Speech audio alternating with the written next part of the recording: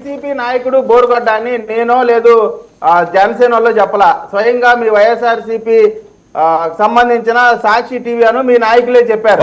Point number 1.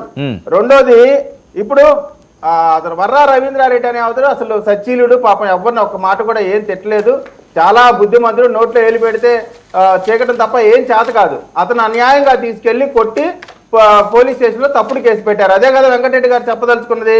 మరి వీటన్నిటిని ఏం చెప్తారు? వీటన్నిటిని ఏం చెప్తారు చెప్పండి? ఏంటది? ఏం చెప్తారు?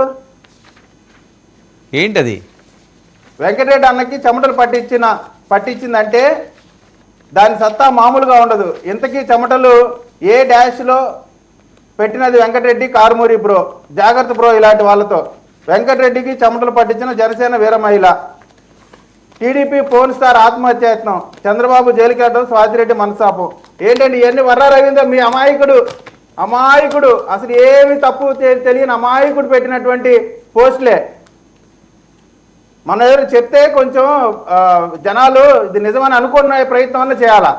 మనం తప్పుని సమర్థించవచ్చు, కానీ ఇంత బ్రోటల్గా తప్పులు చేసినటువంటి అటువంటి వాళ్ళని కూడా మీరు సమర్థిస్తూ వస్తే అది మీ విజ్ఞత. అందుకే కదా ప్రజలు మీకు ఇవ్వాల్సినటువంటి బహుమానం మీకు ఇచ్చారు. నేనేం చెప్తా అంటే అండి, గతంలో వారు చేసిన తప్పుల ప్రకారం 5 సంవత్సరాల్లో చేసిన తప్పుడు వెధవలందరినీ కూడా 1 by 1 అరెస్ట్ చేసుకుంటూ వస్తున్నాం. ఎవరన్నా సరే మా ప్రభుత్వ హయాంలో అటువంటి ప్రవర్తన వీళ్ళ ప్రభుత్వంలో చేసినటువంటి లాంటి ప్రవర్తన చేస్తే వాళ్ళ టర్న్ కూడా వస్తుంది.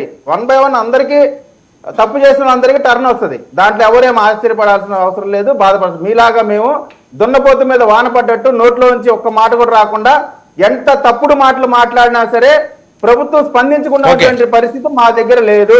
మేము ఖచ్చితంగా స్పందిస్తాము. ఇక్కడ వెంకటరెడ్డి గారు ఓన్లీ వర్రా రవీంద్రారెడ్డి ఒక్కరి దాంతోనే అంతా బుల్డోస్ చేసి వెళ్ళిపోదాం అంటే కుదరదు. మీ మంత్రులు ఎమ్మెల్యేలు ఇవాళ మీరు చెప్తా ఉన్నారండి. ఇవాళ అంబటి రాంబాబు గారు పట్టాపురం స్టేషన్కి వెళ్తే అక్కడ ఉన్న SHO ఆయన దగ్గర కంప్లైంట్ తీసుకొని ఆయనకి ఎక్నాలజ్మెంట్ రాసి ఇచ్చాడు. ఈ కంప్లైంట్ ఇచ్చినట్టు స్వయంగా ఈ మాట నేను చెప్పలా, అంబటి రాంబాబు గారే చెప్తున్నారు. అంబటి రాంబాబు గారు ఏం చెప్తున్నారు? మహిళల గురించి, మహిళల్ని అబ్యూజ్ చేయడం గురించి మాట్లాడుతున్నారు. ఎవరైతే ఆ పనులు చేశారో ఆ పని చేసిన నాయకుడే దాని గురించి చెప్తున్నాడు. హాస్యాస్పదం కదా. అరగంట కాదు, గంట కాదు, మొత్తం కావాలని చెప్తున్నాడు అసెంబ్లీ సాక్షిగా. ఇటువంటి నాయకులు వెళ్ళి మహిళల గురించి వీటి గురించి మాట్లాడుతూ ఉంటే జనం నవ్వుకుంటా ఉన్నారు. ఈ కామెడీ యాక్టర్లు చేసేటువంటి కామెడీకి నవ్వు కూడా రావట్లేదు.